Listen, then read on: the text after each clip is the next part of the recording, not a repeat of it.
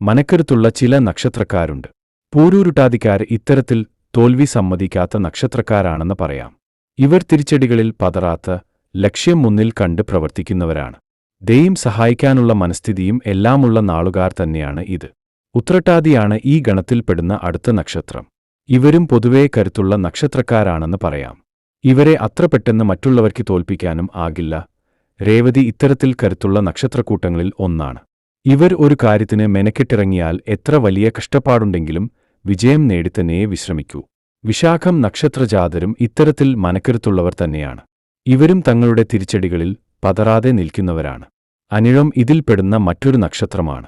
തളരാതെ പോരാടുവാൻ കരുത്തുള്ള ഇവർ തങ്ങളുടെ കരുത്തിനൊപ്പം ഭാഗ്യവും കൂടി ചേരുമ്പോൾ വലിയ ഉയരങ്ങൾ കീഴടക്കാൻ കഴിയുന്നവരുമാണ്. തൃക്കേട്ട നക്ഷത്രക്കാർ തളർത്താൻ സാധിക്കാത്ത മനസ്സുള്ളവരാണ്. ദൃഢനിശ്ചയത്തോടെ മുന്നിട്ടിറങ്ങിയാൽ ലക്ഷ്യം നേടാൻ കഴിയുന്നവരെ തോൽപ്പിക്കാൻ